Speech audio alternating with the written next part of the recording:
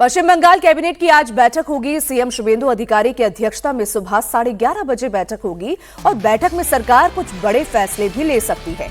इस बीच कोलकाता में बड़े दंगे की साजिश को पुलिस ने नाकाम कर दिया। रविवार को सड़क पर नमाज पढ़ने को लेकर मुस्लिम समुदाय के लोग सड़कों पर उतर आए। इसके बाद पुलिस ने लोगों को समझाने की कोशिश की, लेकिन भीड़ में शामिल उपद्रवियों ने पथराव करना शुरू कर दिया।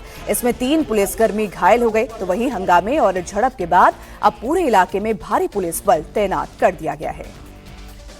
पुलिस का कहना है कि कोलकाता में दंगा फैलाने के लिए बाहर से लोगों को बुलाया गया। पुलिस अब इन लोगों की पहचान कर रही है। पुलिस के आला अफसर इलाके में फ्लैग मार्च कर रहे हैं। वहीं आसनसोल में पुलिस चौकी पर हमला करने के आरोप में अब तक 26 लोगों को गिरफ्तार किया गया है। इस बीच सीएम शुभेंदु अधिकारी भी दंगाइयों को लेकर सख्त हैं। शुभेंदु ने कहा कि बंगाल में दंगा करने वालों को बख्शा नहीं जाएगा और संपत्ति के नुकसान की भरपाई भी दंगाइयों से करवाई जाएगी।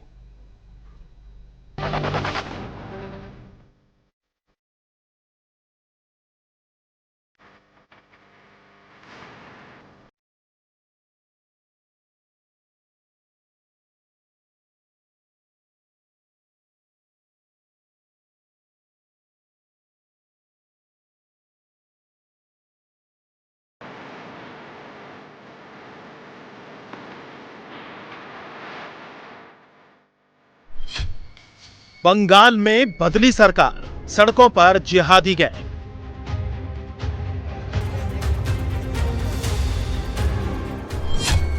कोलकाता में दंगा फैलाने की साजिश, एक्शन में पुलिस।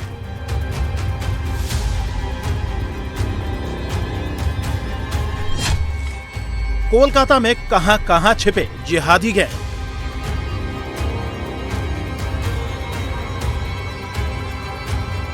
पश्चिम बंगाल में सरकार बदलने के बाद भी जिहादी गैंग एक्टिव हैं। तस्वीरें 7 पॉइंट पार्क स्ट्रीट कोलकाता की हैं, जहां रविवार को जिहादी गैंग ने कोलकाता शहर में दंगा फैलाने की साजिश रची।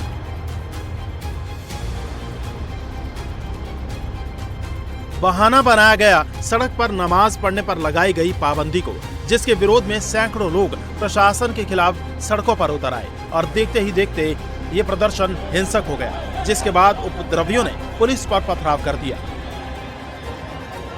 इस झड़प में 3 पुलिस वाले घायल हो गए। उपद्रवियों ने कई गाड़ियों में तोड़फोड़ की। बताया जा रहा है कि ये विरोध तिलजाला में चलाए गए बुलडोजर एक्शन के खिलाफ किया जा रहा था, जिसे कुछ लोगों ने नमाज से जोड़कर लोगों को भड़काने की कोशिश की।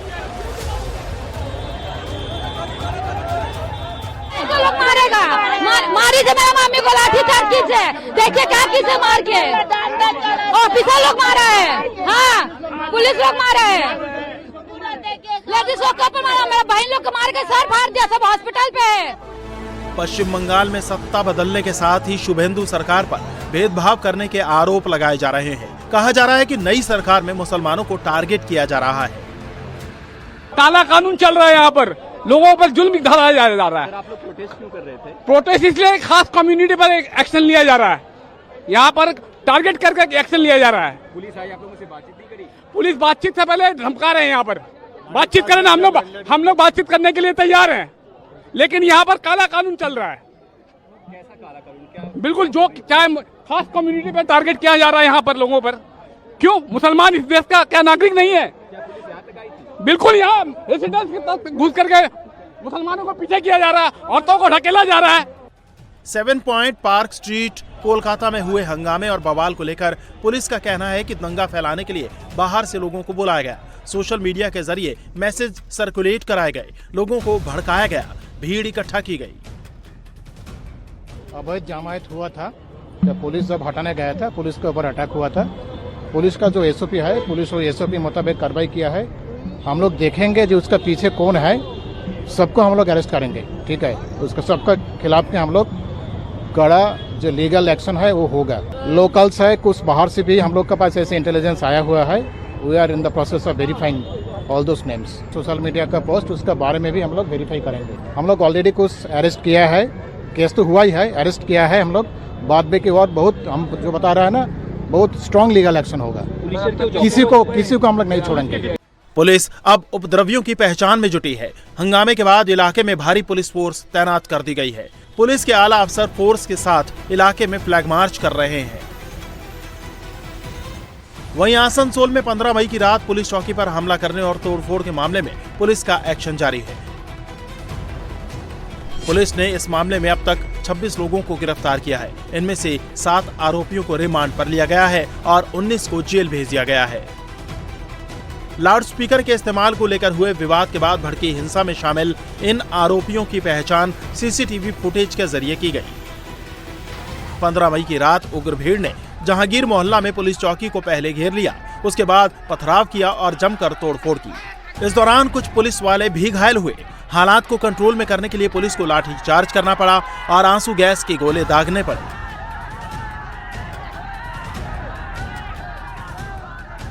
आसनसोल में पुलिस चौकी पर हमले का सीसीटीवी भी सामने आया है, जिसमें सैकड़ों की संख्या में उपद्रवी पुलिस चौकी के बाहर दिख रहे हैं। मौके पर मौजूद पुलिस उन्हें रोकने की कोशिश कर रही है, लेकिन उपद्रवी लगातार पुलिस पर हावी होने की कोशिश करते दिख रहे हैं।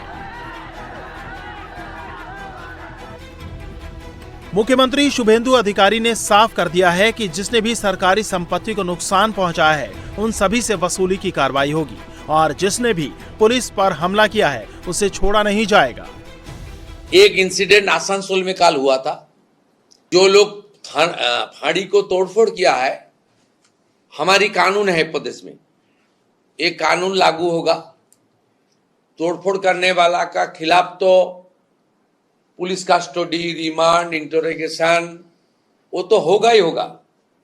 साथ साथ जो डैमेज हुआ गवर्नमेंट प्रॉपर्टी, उनका पर्सनल एक्सचेकर से वो भी वसूल करने का डायरेक्शन होगा, हम लोग दे दिया। कोई सरकारी प्रॉपर्टी पर हाथ मत उठाओ। पुलिस इंजर्ड होगा तो छोड़ने वाला हम लोग नहीं है। वहीं बीजेपी कार्यकर्ताओं के साथ मारपीट और बदसलूकी के आरोप में पुलिस ने हुगली के वैद्यवाटी से टीएमसी पार्षद राजू पारुई को गिरफ्तार किया है। गिरफ्तारी के बाद पुलिस ने राजू को श्रीरामपुर एसीजेएम कोर्ट में पेश किया, जहां कोर्ट ने उसे न्यायिक हिरासत में भेज दिया। पेशी के दौरान राजू ने कहा कि उसे फंसाया जा रहा है। 26 अप्रैल को बीजेपी का वैद्यवाटी नगर पालिका के वार्ड नंबर 4 में डोर टू डोर कैंपेन चल रहा था। तभी टीएमसी पार्षद राजू पारुई ने बीजेपी कार्यकर्ताओं के साथ बदसलूकी और मारपीट की। इस मामले में बीजेपी कार्यकर्ता स्नेहांशु महंत ने श्रीरामपुर थाने में लिखित शिकायत दर्ज कराई थी। इस बीच पश्चिम बंगाल में टीएमसी राज में हुए भ्रष्टाचार और जालसाजी के सबूत भी सामने आने लगे हैं। रविवार को कोलकाता के सॉल्ट लेक में टीएमसी दफ्तर में भारी मात्रा में सरकारी जमीन के दस्तावेज मिले। इनमें से कुछ ऐसे पेपर भी थे जो सरकारी जमीन की खरीद बिक्री से जुड़े थे। सॉल्ट लेक इलाके में विधाननगर नगर निगम के वार्ड नंबर 36 के बसंती देवी कॉलोनी में टीएमसी का ये कार्यालय है। 4 मई को नतीजों के बाद बीजेपी कार्यकर्ताओं ने टीएमसी के इस दफ्तर को बंद कर दिया था। रविवार को जब खोला गया तो अंदर भारी संख्या में सरकारी जमीन के पेपर, सैकड़ों की संख्या में आधार कार्ड मिले, जिसके बाद मौके पर पहुंची पुलिस ने सभी पेपर्स और आधार कार्ड को जब्त कर लिया है। स्थानीय लोगों के मुताबिक टीएमसी दफ्तर में मिले आधार कार्ड इलाके के लोगों के ही हैं। लोगों का कहना है कि आधार कार्ड बनाते वक्त टीएमसी पार्टी ऑफिस के पते पर आधार कार्ड आते थे। ऐसे में कई बार आधार कार्ड मांगने पर भी पार्टी के लोग कह देते थे कि अभी तक आधार कार्ड नहीं आया है और इन लोगों के आधार कार्ड का फर्जी तरीके से इस्तेमाल किया जाता था। जब हमने खोला तो देखा कि 100 से ज्यादा आधार कार्ड, फिर जो इलीगल जो कंस्ट्रक्शन चल रहा था, जो मतलब पुकुर हो गया, भेड़ी हो गया, वो जब वो बुझा के ये लोग कंस्ट्रक्शन कर रहे थे। जो उसका जो डॉक्यूमेंट्स था वो भी मिला, जो एग्रीमेंट का पेपर था वो मिला।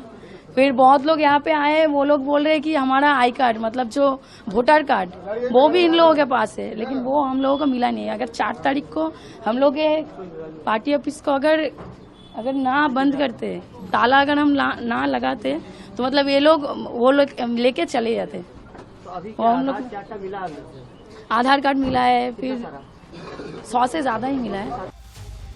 वहीं बीरभूम के किरनाहार में पुलिस को बड़ी संख्या में वोटर कार्ड मिले हैं। वोटर कार्ड को गांव के पास एक मैदान में फेंका गया था। मैदान के बगल में ही पूर्व बीएलओ हिरण्य प्रभा मेटे माजी का घर है। पुलिस उनसे पूछताछ कर रही है कि ये वोटर कार्ड कहां से आए। बंगाल में सत्ता बदलने के बाद प्रशासन का एक्शन जारी है। नदिया में कृष्णनगर एक पंचायत समिति के एग्रीकल्चरल वर्किंग डायरेक्टर सजीत विश्वास को रंगदारी के आरोप में गिरफ्तार किया गया है। रविवार को कोर्ट में पेशी के बाद उसे पुलिस कस्टडी में भेज दिया गया। बताया जा रहा है कि 2021 के विधानसभा चुनाव के बाद सरजीत पर चुनाव के बाद हुई हिंसा में शामिल होने के आरोप लगे थे। वो तृणमूल के राज में लंबे समय तक पंचायत प्रधान रहा है। कृष्णनगर एक पंचायत समिति के एग्रीकल्चरल वर्किंग डायरेक्टर हैं। वो पुलिस सूत्रों के मुताबिक सरजीत पर दिमनगर में कई फैक्ट्रियों में काम करने वाले मजदूरों से पैसे लेने का इल्जाम है। इसको लेकर रंगदारी के आरोप में थाने में लिखित शिकायत दर्ज करवाई गई, जिसके बाद पुलिस ने सरजीत को गिरफ्तार कर लिया। बंगाल में शुभेंदु सरकार बनने के साथ ही राज्य में वीआईपी कल्चर खत्म हो गया है। सीएम शुभेंदु अधिकारी ने राज्य में टीएमसी नेताओं और पूर्व मंत्रियों की वीआईपी सुरक्षा में भारी कटौती कर दी है। वीआईपी सुरक्षा की समीक्षा के बाद 10 बड़े नेताओं के घरों के सामने से पुलिस का पहरा पूरी तरह से हटा लिया गया। और जिन लोगों की सुरक्षा में बदलाव किया गया है उनमें कोलकाता के मेयर फिरहाद हकीम, टीएमसी सांसद कल्याण बनर्जी, पूर्व मंत्री अरूप विश्वास, पार्टी के प्रदेश अध्यक्ष सुब्रत बख्शी, कुणाल घोष, कोलकाता के पूर्व महापौर सोवन चटर्जी, राज्यसभा सांसद राजीव कुमार, पूर्व डीजीपी मनोज मालवीय और पूर्व कार्यवाहक डीजीपी पीयूष पांडे की सुरक्षा घटा दी गई है। इससे पहले टीएमसी सांसद और ममता बनर्जी के भतीजे अभिषेक बनर्जी की Z+ सिक्योरिटी और सुरक्षा पहले ही वापस ली जा चुकी है। नीट पेपर लीक मामले में सीबीआई का ताबड़तोड़ एक्शन जारी है। एक तरफ जहां सीबीआई पेपर लीक के मास्टरमाइंड पर शिकंजा कस रही है, तो वहीं एनटीए ने अब सीबीआई को क्वेश्चन सेटर और ट्रांसलेटर्स की लिस्ट दी है। ये लोग भी सीबीआई की जांच रडार पर हैं। इस मामले में महाराष्ट्र से 4 जबकि देश भर से 9 आरोपियों की गिरफ्तारी हो चुकी है। इन 9 आरोपियों में सबसे बड़ी गिरफ्तारी पेपर लीक के उन 3 मास्टरमाइंड की है जिन्होंने पेपर लीक की साजिश रची थी। ये तीनों आरोपी पीवी कुलकर्णी, मनीषा बंधारे और मनीषा वाघमारे हैं। पीवी कुलकर्णी और मनीषा वाघमारे पहले से ही सीबीआई की रिमांड में है, जबकि मनीषा बंधारे को रविवार को कोर्ट ने 14 दिनों की रिमांड पर भेजा है। अब सीबीआई इन तीनों से पेपर लीक में इनके रोल और साजिश में इनके बाकी साथियों को लेकर के पूछताछ करेगी। और आज महाराष्ट्र की कुछ और जगहों पर सीबीआई की रेड भी हो सकती है। मतलब ये कि कड़ियों से कड़ियों को जोड़ा जा रहा है, तार जोड़े जा रहे हैं, ताकि ये पता लगाया जा सके कि पीवी कुलकर्णी, मनीषा वाघमारे और मनीषा जो एक और मनीषा है, इन सब के और तार कहाँ कहाँ जुड़े हैं और कौन कौन लोग इसमें शामिल हो सकते हैं। वो तमाम लोग जो एनटीए एजेंसी में काम करते थे, जो लोग पेपर सेट करने का काम करते थे, जो लोग क्वेश्चन पेपर बनाते थे, जहाँ जहाँ ट्रांसलेशन का काम हुआ, जहाँ प्रिंटिंग का काम हुआ, एक बहुत बड़ी पूरी सीरीज़ है। अब इन सारी कड़ियों को जोड़ करके सीबीआई इस कोशिश में लगी हुई है कि वो कौन कौन लोग इसमें हैं शामिल जिन्होंने पेपर लीक करने में अपनी भूमिका निभाई और किसने क्या क्या भूमिका निभाई, किसने इसके एवज में क्या क्या लिया, कितने पैसों में डील हुई। ये सारे सवालों के जवाब इस वक्त सीबीआई खंगाल रही है और बहुत जल्द सीबीआई बहुत सारे सवालों के जवाब भी हमारे सामने जरूर रखेगी। की एक्सपर्ट हैं। सीबीआई के मुताबिक प्रोफेसर पीवी कुलकर्णी और ब्यूटी पार्लर चलाने वाली मनीषा वाघमारे के साथ मिलकर मनीषा बंधारे ने पेपर लीक की साजिश रची थी। सीबीआई ने अब तक इस मामले में जिन 9 लोगों को अरेस्ट किया है, उनमें से इन 3 लोगों की गिरफ्तारी सबसे बड़ी कामयाबी है। सीबीआई का आरोप है कि मनीषा बंधारे ने अप्रैल 2026 के दौरान कुछ चुनिंदा कैंडिडेट्स की पहचान की थी। इसके लिए उसने मनीषा वाघमारे की मदद ली। जांच के दौरान ये भी पता चला कि पुणे में बंधारे के घर पर एक स्पेशल कोचिंग सेशन का आयोजन किया गया था। इस सेशन में छात्रों को बॉटनी और जियोलॉजी के कन्वेंशन नोटबुक में लिखने और किताबों में मार्क करने के लिए कहा गया था। इन्हीं सवालों में से कई कन्वेंशन बाद में नीट यूजी 2026 के असली पेपर में दिखाई दिए। पुणे के शिवाजी नगर इलाके में स्थित मॉडर्न कॉलेज ऑफ इंजीनियरिंग में मनीषा बंधारे पढ़ाया करती थी। कॉलेज प्रिंसिपल को उनकी इन हरकतों के बारे में कोई जानकारी नहीं थी। सीबीआई ने एक स्टेटमेंट रिलीज किया है, प्रेस स्टेटमेंट, जिसमें उन्होंने बोला है कि Mrs Manisha Mandre has been arrested और उनको नीट का भी जो स्कैम हुआ है उसमें अरेस्ट किया। और मनीषा मांडरे यहाँ पे 24 साल से मॉडर्न कॉलेज में, जूनियर कॉलेज में पढ़ाती थी। वो एक सीनियर टीचर थी। ये बात सच है कि वो एनटीए के पैनल में थी और क्लॉज ऑफ कॉन्फिडेंशियलिटी के हिसाब से हम लोगों को वो मेल नहीं आते हैं। वो कम्युनिकेशन सीधा एनटीए और टीचर इन दोनों के बीच में होता है। तो वो कब जाते हैं, कहाँ जाते हैं पेपर सेट करने, वो पूछने का अधिकार हमको भी नहीं होता है और वो बताते भी नहीं। और अब देखिए दिव्यांगजनों के लिए स्पेशल बुलेटिन। प्रधानमंत्री नरेंद्र मोदी 5 देशों की यात्रा के अगले पड़ाव में आज नॉर्वे पहुंचेंगे। नॉर्वे में पीएम मोदी का दौरा 2 दिनों का है। नॉर्वे की राजधानी ओस्लो में 19 मई को पीएम मोदी तीसरे भारत नॉर्डिक शिखर सम्मेलन में हिस्सा लेंगे। इस शिखर सम्मेलन में पीएम मोदी नॉर्वे के प्रधानमंत्री के साथ द्विपक्षीय बातचीत करेंगे। इससे पहले पीएम मोदी स्वीडन पहुंचे, जहां उनका भव्य स्वागत हुआ। पीएम मोदी को रिसीव करने स्वीडन के प्रधानमंत्री उल्फ क्रिस्टरसन खुद एयरपोर्ट पहुंचे। प्रधानमंत्री मोदी को स्वीडन का सर्वोच्च सम्मान royal of the polar star सम्मान से नवाजा गया। केरल में आज वीडी सतीशन मुख्यमंत्री पद की शपथ लेंगे। शपथ ग्रहण समारोह सुबह 10 बजे तिरुवनंतपुरम के सेंट्रल स्टेडियम में होगा, जहां राज्यपाल राजेंद्र आर्लेकर उन्हें पद और गोपनीयता की शपथ दिलाएंगे। वहीं वीडी सतीशन शपथ लेने वाले 20 मंत्रियों की सूची राज्यपाल को पहले ही सौंप चुके हैं। शपथ ग्रहण समारोह में राहुल गांधी, प्रियंका गांधी, कांग्रेस अध्यक्ष मल्लिकार्जुन खड़गे शामिल होंगे। कांग्रेस शासित राज्यों के सीएम भी शामिल होंगे। केंद्रीय गृह मंत्री अमित शाह 3 दिन के छत्तीसगढ़ दौरे पर रविवार को रायपुर पहुंचे। अमित शाह आज रायपुर और बस्तर में कई बड़े कार्यक्रमों में शामिल होंगे। सुबह 10:15 बजे रायपुर में आपातकालीन सेवा डायल 112 के वाहनों को हरी झंडी दिखाकर रवाना करेंगे। सुबह 11:15 बजे बस्तर के नेतानगर में जन सुविधा केंद्र का भव्य शुभारंभ करेंगे। दोपहर 1 बजे अमर वाटिका पहुंचेंगे, शहीदों को भावभीनी श्रद्धांजलि देंगे। दोपहर 2 बजे जगदलपुर में शहीदों के परिजनों और सीएपीएफ के जवानों से चर्चा करेंगे।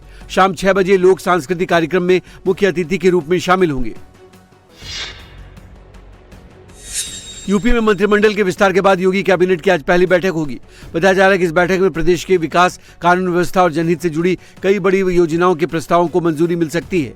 वहीं योगी कैबिनेट में शामिल नए मंत्रियों के बीच रविवार को विभागों का बंटवारा हो गया। भूपेंद्र चौधरी को सूक्ष्म, लघु और मध्यम उद्यम यानी एमएसएमई विभाग मिला। मनोज पांडे को खाद्य, रसद और नागरिक आपूर्ति विभाग की जिम्मेदारी मिली। अजीत सिंह पाल को खाद्य सुरक्षा और औषधि प्रशासन विभाग मिला। आईपीएल में आरसीबी ने पंजाब किंग्स को 23 रन से हरा दिया। बेंगलुरु ने टॉस हारकर पहले बैटिंग करते हुए 20 ओवर में 4 विकेट के नुकसान पर 222 रन बनाए। जवाब में पंजाब 8 विकेट खोकर 199 रन ही बना सकी। आरसीबी इस सीजन में प्लेऑफ में पहुंचने वाली पहली टीम बन गई। वहीं पंजाब की लगातार छठी हार रही। बेंगलुरु के लिए विराट कोहली ने 37 गेंदों में 58 रन की पारी खेली। वहीं पंजाब के लिए शशांक सिंह ने 56 रन बनाए। और अब बड़ी खबर, अमेरिकी नेवी के 2 फाइटर जेट्स एक एयर शो के दौरान हादसे का शिकार हो गए हैं। हादसा ये उस वक्त हुआ जब एयर शो के दौरान दोनों F-18 फाइटर जेट्स बिल्कुल करीब आ गए थे। तस्वीरें आप देख सकते हैं और पहले तो लगा कि ये करतब दिखा रहे हैं, लेकिन फिर अचानक से इन दोनों के बीच टक्कर हो गई और इसकी वजह से उनके पुर्जे गिरने लगी। तभी दोनों फाइटर जेट के पायलट और क्रू को इजेक्ट होते हुए भी देखा गया। उसके फौरन बाद दोनों जेट्स तेजी से नीचे गिरे। नीचे गिरते ही जोरदार धमाका हुआ। आप देख रहे हैं 2 फाइटर जेट एक दूसरे के इतने करीब आ गए कि आपस में टकरा गए और उसके बाद फिर ये दोनों उलझ गए आपस में और देखते देखते दोनों प्लेन नीचे गिरने लगे और नीचे गिरते ही एक आग का गोला बन गया। उसके ठीक ऊपर ही आप देख पा रहे हैं कि जो पायलट्स हैं वो पैराशूट के जरिए इजेक्ट हो गए और उसके बाद वो धीरे धीरे नीचे उतरने लगे। ये इडाहो अमेरिका की तस्वीरें इस वक्त आप देख रहे हैं। एक एयर शो चल रहा था, उसी दौरान 2 फाइटर जेट इतने करीब आ गए कि एक दूसरे में उलझ गए और एक एक्सीडेंट की वजह बन गए। उसके बाद गनीमत ये रही कि जो पायलट्स थे वो इजेक्ट करने में कामयाब रहे और वो इजेक्ट हो गए, लेकिन प्लेन ये दोनों क्रैश हो गए। ज़मीन पर आकर के गिरने के बाद आग का गोला बन गया।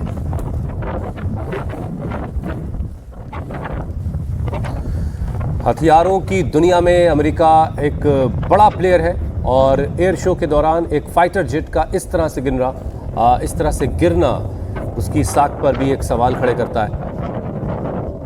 यहाँ इन तस्वीरों में राहत की बात ये नज़र आ रही कि दोनों प्लेन्स के जो पायलट्स हैं वो इजेक्ट होके लैंड करने में कामयाब रहे, सकुशल वो वापस। अब देखिए दोनों प्लेन इतना करीब आ गए कि एक दूसरे में उलझ गए और फिर दोनों का संतुलन बिगड़ा और कुल 4 लोग जो इसमें सवार थे दोनों प्लेन में वो सुरक्षित उन्होंने लैंड किया, क्योंकि वक्त रहते उन्होंने इजेक्ट कर लिया और पैराशूट के सहारे वो लैंड करने में कामयाब रहे।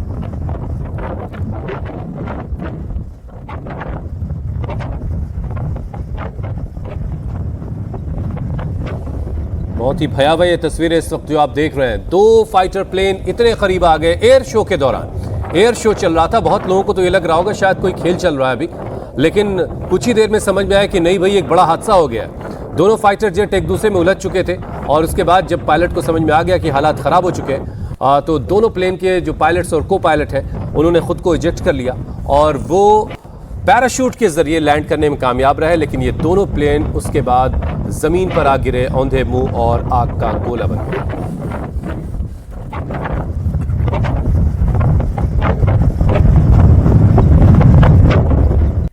पीएम नरेंद्र मोदी 5 देशों की यात्रा के अगले पड़ाव में आज नॉर्वे पहुंचेंगे। नॉर्वे में पीएम मोदी का दौरा 2 दिनों का है। नॉर्वे की राजधानी ओस्लो में 19 मई को पीएम मोदी तीसरे भारत नॉर्डिक शिखर सम्मेलन में हिस्सा लेंगे। इस शिखर सम्मेलन में पीएम मोदी नॉर्वे के प्रधानमंत्री के साथ द्विपक्षीय बातचीत करेंगे। इससे पहले पीएम मोदी स्वीडन पहुंचे, जहां उनका भव्य स्वागत हुआ।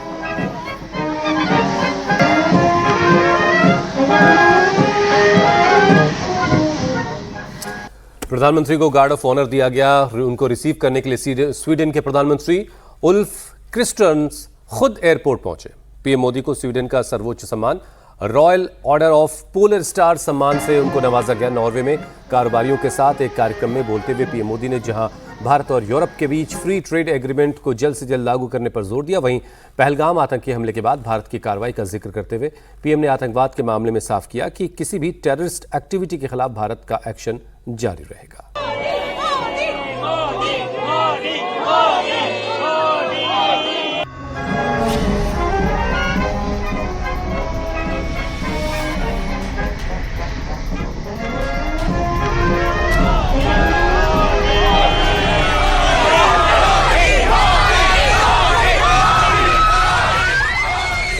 प्रधानमंत्री नरेंद्र मोदी का स्वीडन में अभूतपूर्व स्वागत किया गया।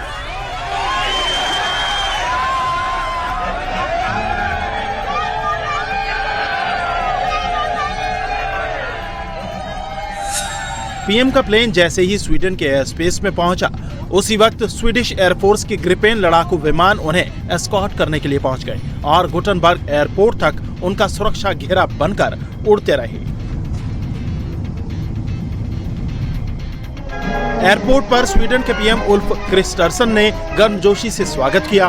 गुटनबर्ग में पीएम के इंतजार में सैकड़ों भारतीय खड़े थे। पीएम मोदी की एक झलक देखकर सब जोश से भर गए।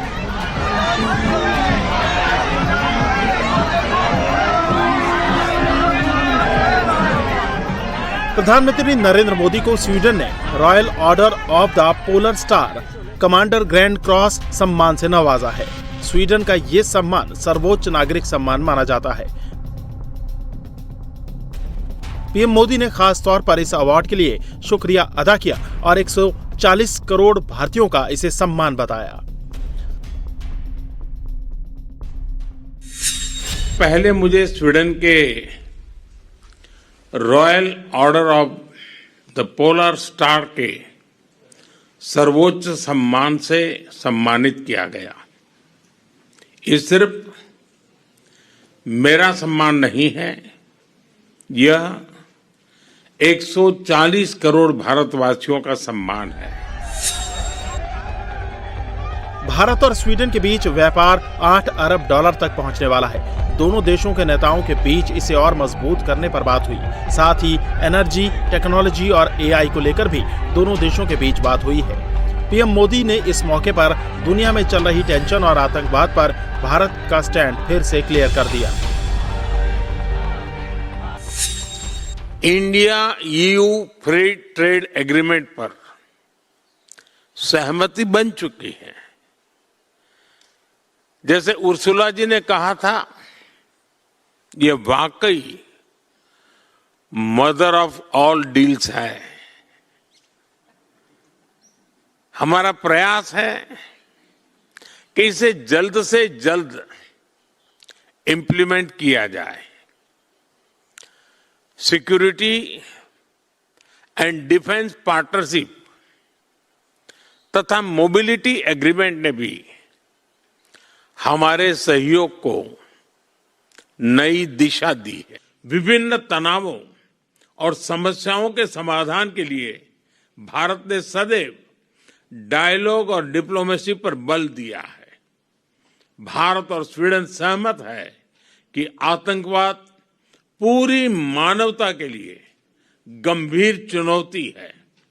पिछले वर्ष पहलगाम में हुए आतंकी हमले के बाद हमें स्वीडन से मिले समर्थन के लिए मैं प्रधानमंत्री क्रिस्टरसन का आभार व्यक्त करता हूं। हम आतंकवाद और उसके समर्थकों के विरुद्ध लड़ाई जारी रखें। स्वीडन में प्रवासी भारतीयों ने भी पीएम का जोरदार स्वागत किया। पीएम मोदी से मिलने के लिए लोग घंटों खड़े रहे। पीएम ने भी किसी को निराश नहीं किया।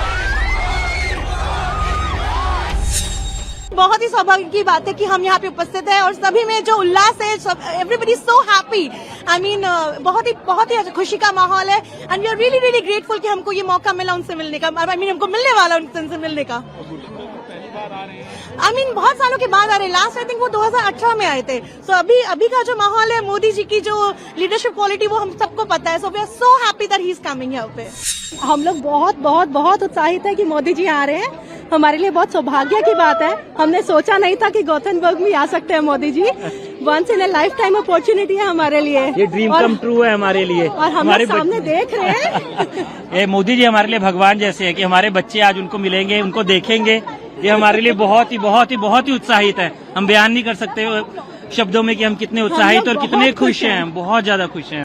मैं गौतमबर्ग में बहुत सालों से रह रही हूँ। आज मैं बहुत खुश हूँ। आज मैंने बहुत सारे इंडियन कम्युनिटी को एक साथ यहाँ आते हुए देखा है। बस एक कारण है, मोदी जी का यहाँ विजिट। और मैं और मेरे हस्बैंड रवि किरण उनको देखने के लिए बहुत उत्साहित हैं। जय मोदी। सबसे बड़े नेता, भारत के धरती पुत्र और हिंदुस्तान के सबसे बड़े शेर आज यूरोप में विश्व के दूसरे सबसे सुंदर स्वीडन के देश के स्टॉकहोम के बाद दूसरा जो गोतनबर्ग है वहां आ रहे हैं और हम सब लोग दिल से उनके लिए इंतजार कर रहे हैं। हर हर मोदी, घर घर मोदी। यहाँ यूरोप में भी घर घर मोदी है। जहाँ भी हम हिंदुस्तानी हैं, हमारे दिल में मोदी है। मोदी है तो मुमकिन है और पूरा हिंदुस्तान उनके लिए और पूरा विश्व के जितने हिंदुस्तान के हम लोग हैं उनके लिए ही जी रहे हैं और उनके अच्छे भलाई के लिए, उनके अच्छे भविष्य के लिए और लंबे दीर्घायु जिंदगी के लिए। जय मोदी, घर घर मोदी। जय मोदी। पीएम मोदी की यात्रा का अगला पड़ाव नॉर्वे है। भारत नॉर्वे व्यापार और अनुसंधान शिखर सम्मेलन को संबोधित करेंगे। पिछले 43 वर्षों में किसी भी भारतीय प्रधानमंत्री की ये पहली नॉर्वे यात्रा है। इस दौरे में 30 से अधिक व्यापारिक और तकनीकी समझौते होने की उम्मीद है। ग्रीन टेक्नोलॉजी और एलपीजी सप्लाई की डील सबसे खास होगी। नॉर्वे के सरकारी फंड का भारत के शेयर बाजार में 28 अरब डॉलर का निवेश है। इस दौरे में नए निवेश की घोषणा भी हो सकती है। As an Indian in Norway, I think my real expectation is that Mr. Modi has put India on the Norwegian map, right? वो यहाँ आ रहे हैं, वो यहाँ बातें कर रहे हैं, यहाँ के प्राइम मिनिस्टर से मिल रहे हैं, इंडस्ट्रियल लीडर से बात कर रहे हैं। उससे बढ़ के और क्या बात हो सकती है इंडियंस के लिए यहाँ पे?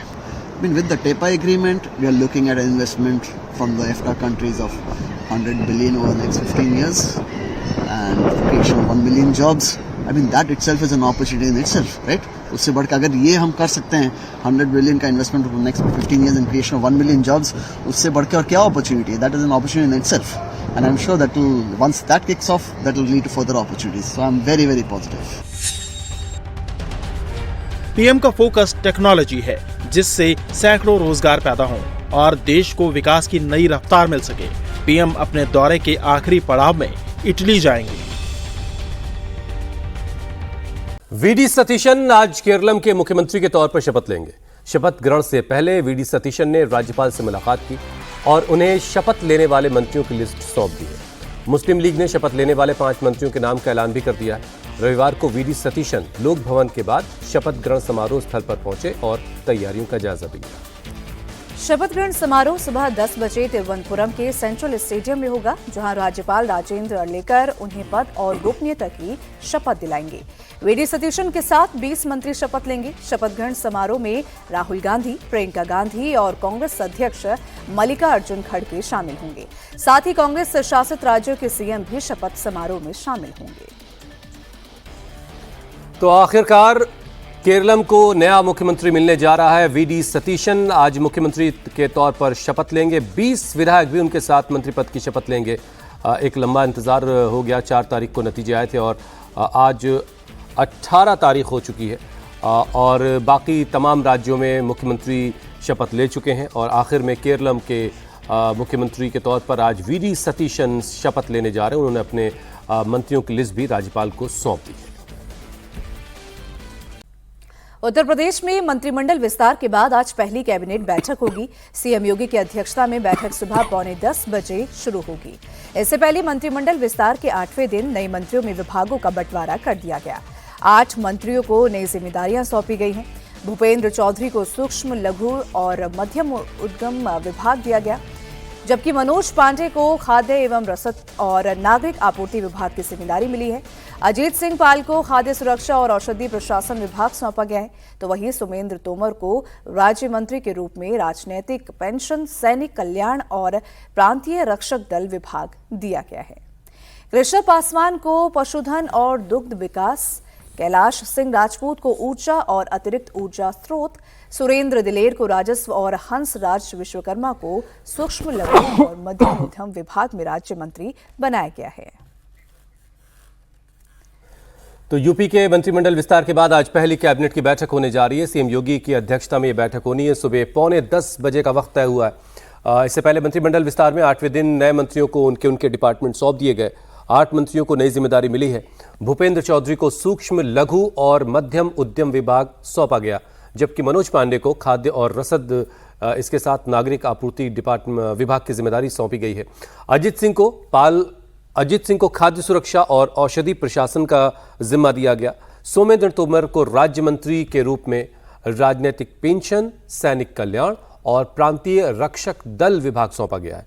कृष्णा पासवान को पशुधन और दुग्ध विकास, कैलाश सिंह को ऊर्जा एवं अतिरिक्त ऊर्जा स्रोत, सुरेंद्र दिलेर को राजस्व और हंसराज विश्वकर्मा को सूक्ष्म, लघु एवं मध्यम उद्यम विभाग में राज्य मंत्री का दर्जा दिया गया है। और अब बड़ी खबर, नारकोटिक्स कंट्रोल ब्यूरो ने बड़ी कामयाबी हासिल करते हुए जिहादी ड्रग की तस्करी करने वाले इंटरनेशनल गिरोह का भांडाफोड़ किया है। इसके साथ ही एनसीबी ने 182 करोड़ रुपए की जिहादी ड्रग भी बरामद की है। इस कामयाबी से इंटरनेशनल ड्रग सिंडिकेट और टेरर फंडिंग को लेकर बड़ा खुलासा भी हुआ है। ड्रग तस्करों ने यह कैप्सूल देहरादून में तैयार करवाया और इसे जद्दा भेजा जाने की तैयारी थी, लेकिन उससे पहले ही एनसीबी ने इस सिंडिकेट के अरमानों पर पानी फेर दिया। नारकोटिक्स कंट्रोल ब्यूरो के इतिहास में पहली बार कैप्टागन नाम की एक खतरनाक ड्रग इतनी भारी खेप उसकी बरामद हुई। केंद्रीय गृह मंत्री अमित शाह ने इस ऑपरेशन को एनसीबी के लिए एक एनसीबी का शानदार काम बताया और एनसीबी की पीठ इसके लिए थपथपाई।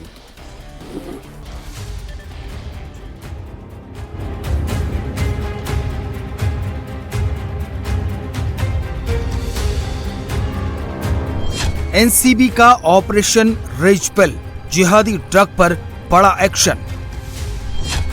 दिल्ली से देहरादून तक ड्रग माफिया पर सबसे बड़ा एक्शन।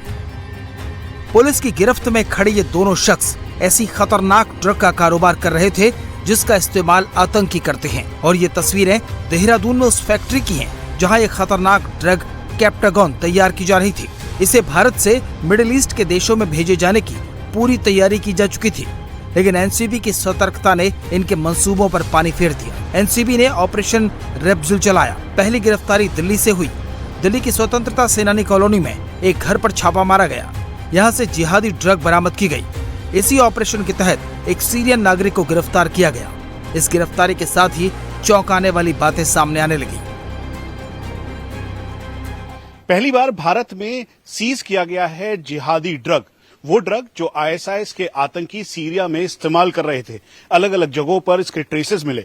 भारत में करीबन 182 करोड़ की लागत वाला ये जो ड्रग है वो बरामद किया गया है। ये कैप्टागन है और इसके सीजर के साथ पहली बार भारत में इसके ट्रेसेस मिले हैं और अब अलग अलग जगहों पर ये ऑपरेशन किया जा रहा है। सीरियन नागरिक जो आप ब्लू टी शर्ट में देख रहे हैं वो, उसके अलावा जो यहाँ उसका लिंक था, इन दोनों को अब अरेस्ट किया गया है, कोर्ट में प्रोड्यूस किया जा रहा है। हम आपको ये भी बता दें कि इसके साथ करीबन 200 किलो से ज्यादा जो ये कैप्टागन, जिसे जिहादी ड्रग कहते हैं या फिर आप इसे ये कह लीजिए कि पुअर मैन कोकेन के नाम से भी जाना जाता है, इसको अब सीज कर लिया गया है। और ये एक बड़ा सीजर है क्योंकि इसका इस्तेमाल कई आतंकी अलग अलग टाइम पर जो आतंकी वारदात करने में कर रहे थे। इसीलिए नारकोटिक्स कंट्रोल ब्यूरो का ये अभी तक का सबसे बड़ा सीजर है और इससे बिल्कुल क्लियर हो जाता है कि आने वाले दिनों में इसके ट्रेसेस और जगहों से भी बरामद और जब्त किए जाएंगे और भी धरपकड़ होगी। इस गिरफ्तारी के साथ ही जांच का दायरा बढ़ने लगा।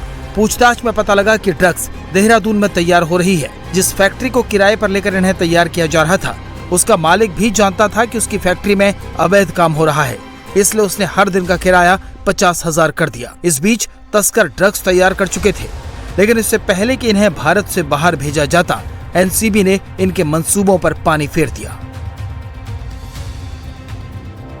वो उसको जो है भारत से बाहर जद्दा भेजने की तैयारी कर रहा था। उस सीरियन नागरिक के फर्दर इंटरोगेशन से पता चला कि सीरिया से एक बड़ा कंटेनर जो कि CFS मुद्रा में है आया हुआ है, उसके अंदर शी पूल को डिक्लेयर किया हुआ है और उसके अंदर कैप्टागन पाउडर आया है। उसी इंफॉर्मेशन के बेस पे हमारी टीम ने मुद्रा में CFS पर जाकर सर्च कंडक्ट की और सर्च में पाया कि वह उसके अंदर लगभग 86 बंडल थे जिसके अंदर शी पूल था। उसमें से 3 बंडलों के अंदर 23 पैकेट निकले जिसके अंदर 196 किलो के आसपास कैप्टागन पाउडर निकला। जब हमने उसको फर्दर पूछताछ की तो उसने बताया कि उसने ये जो पिल जो फ्रीडम फाइटर एनक्लेव से रिकवर हुई है, उसने वो पिल देहरादून में एक फैक्ट्री है वहां से बनवाई है और वो और उसका एक सीरियन साथी दोनों देहरादून नवंबर में वहां गए थे और उन्होंने वहां से वो पिल बनवाकर और ये जिद्दा भेजने की तैयारी की थी। कैप्टागन एक साइकोट्रोपिक सब्सटेंस है जिसके अंदर जनरली एम्फेटामाइन या फेनाटिनिल करके एक सब्सटेंस है वो पाया जाता है। और इस टैबलेट की खास बात ये होती है कि इसको लेने के बाद आदमी को भूख नहीं लगती है, वो एनर्जी उसकी काफी हाई हो जाती है, उसको दर्द का एहसास नहीं होता है, उसको किसी तरह का फटीग नहीं होता है और वो लंबे समय तक बिना कुछ खाए पिए लड़ सकता है, काम कर सकता है। इसी तरह की टैबलेट का जो है पहले जो है वेस्टर्न एशिया में जो वॉर हुई है उसके दौरान इसका उपयोग किया गया था, तभी से ये जो ड्रग है इसको कैप्टागन को वॉर पिल के नाम से भी जाना जाता है। एनसीबी की इस कामयाबी पर गृह मंत्री अमित शाह ने एजेंसी की पीठ थपथपाई है। शाह ने सोशल मीडिया पोस्ट में लिखा, मोदी सरकार नशा मुक्त भारत के लिए संकल्पित है। ये बताते हुए खुशी हो रही है कि ऑपरेशन रेड के जरिए हमारी एजेंसियों ने पहली बार कैप्टागन की बड़ी खेप जब्त की है। इसे तथाकथित जिहादी ड्रग भी कहा जाता है और इसकी कीमत 182 करोड़ है। मध्य पूर्व भेजी जा रही इस नशीले पदार्थ की खेप को पकड़ना और एक विदेशी नागरिक की गिरफ्तारी नशीले पदार्थों के प्रति हमारी जीरो टॉलरेंस की नीति के शानदार उदाहरण है। मैं फिर दोहराता हूँ कि भारत में आने वाले या हमारे देश की जमीन को ट्रांजिट रूट बनाकर देश से बाहर जाने वाले नशीले पदार्थ के हर एक ग्राम पर हम कड़ी कार्रवाई करेंगे। एनसीबी के बहादुर और चौकस जवानों को मेरा सलाम। इसके साथ ही एनसीबी ने भारत म्यांमार ड्रग सिंडिकेट पर बड़ी कार्रवाई करते हुए ड्रग किंगपिन चिटोआंग को दिल्ली से गिरफ्तार किया है। वेस्ट एशिया में तनाव के बाद बने हालात और एनर्जी क्राइसिस के बीच पीएम मोदी की अपील का देश भर में असर देखने को मिल रहा है। दिल्ली की रेखा गुप्ता सरकार ने आज से हर सोमवार मेट्रो डे रखने का फैसला लिया है। दिल्ली में आज सरकारी कर्मचारी कार से दफ्तर नहीं आएंगे। प्रधानमंत्री नरेंद्र मोदी की ईंधन बचाने की अपील के बाद रेखा गुप्ता सरकार ने दिल्ली में पेट्रोल और डीजल की खपत कम करने के लिए कड़े कदम उठाए हैं। दिल्ली सरकार आज मेट्रो डे मनाने जा रही है, जिसके तहत सभी मंत्री और अधिकारी पब्लिक ट्रांसपोर्ट का आज इस्तेमाल करेंगे। सरकार ने विभागीय पेट्रोल इस्तेमाल में 20% की कटौती का फैसला किया है। इसके बाद वर्क फ्रॉम होम और ऑफिस की नई टाइमिंग पर चर्चा तेज हो गई है। सीएम रेखा गुप्ता खुद आज मेट्रो से सफर करेंगी। और सार्वजनिक परिवहन या फिर और ईंधन बचाने को लेकर चलाए जा रहे मेरा भारत मेरा योगदान और मेट्रो सोमवार अभियान के तहत ITO मेट्रो स्टेशन आज वो पहुंचेंगी। गवर्नमेंट लेवल पे दिल्ली सरकार में 2 दिन हर हफ्ते वर्क फ्रॉम होम रहेगा।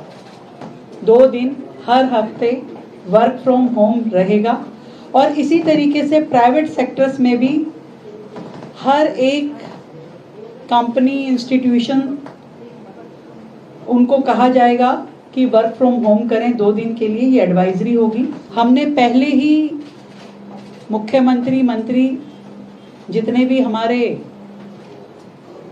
व्हीकल साथ में चल रहे थे उसमें कटौती की है। मिनिमम जरूरत जितनी है उतने व्हीकल हम लेकर के चलेंगे, ऐसा सबने किया है। और जहां पे पब्लिक ट्रांसपोर्ट यूज हो पाएगा उसको पब्लिक ट्रांसपोर्ट करेंगे। जहां तक अधिकारियों की बात है, अधिकारियों को पेट्रोल का जो लिमिट है वो 200 लीटर और 250 लीटर की है, जिसे हमने 20% तक कम कर दिया है।